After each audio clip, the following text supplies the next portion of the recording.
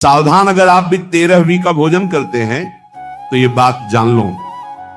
आज हम एक बहुत ही संवेदनशील और महत्वपूर्ण विषय पर बात करने जा रहे हैं। जब कोई व्यक्ति इस संसार को छोड़कर चला जाता है तो उसके बाद 13वीं के दिन भोजन कराया जाता है। समाज के लोग श्रद्धा के साथ उस घर में भोजन करने जाते हैं, लेकिन प्रश्न ये है, क्या 13वीं का भोजन करना वास्तव में सही है, या ये केवल एक परंपरा है जिसे बिना सोचे समझे निभाया जा रहा है? आज हम भावनाओं में नहीं बल्कि विवेक और शास्त्रों के आधार पर सच्चाई जानेंगे। आज समाज में बहुत सा अंधविश्वास ऐसा है जो पीढ़ियों से चला आ रहा है, लेकिन लोग ये नहीं पूछते कि ये सही भी है या नहीं। अखंड ज्योति में बहुत सुंदर बात लिखी है, परंपरा से बड़ा विवेक होता है। अर्थात जो काम हम कर रहे हैं उसे अपनी बुद्धि और धर्म बोध से परखना आवश्यक है। अब प्रश्न आता है, 13वीं का भोजन करना शास्त्रों में कहां लिखा है?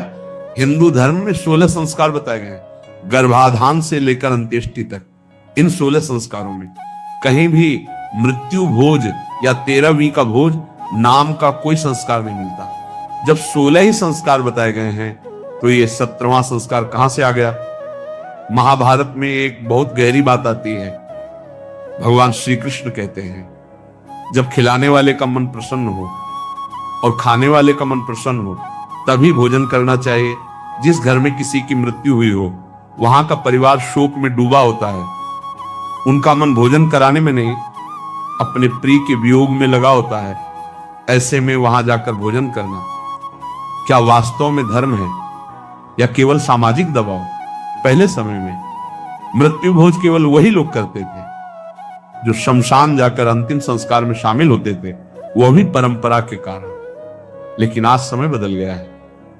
पूरा समाज, दूर दूर के लोग केवल भोजन के लिए वहां पहुंच जाते हैं। धर्म ग्रंथों में कहीं भी मृत्यु भोज को अनिवार्य नहीं बताया गया है। महाभारत में यह भी उल्लेख मिलता है कि शोक के समय किया गया भोजन ऊर्जा को क्षीण करता है। जिस घर में दुख है वहां जाकर भोजन करने से अच्छा है कि हम वहां जाकर उनके दुख को बांटें।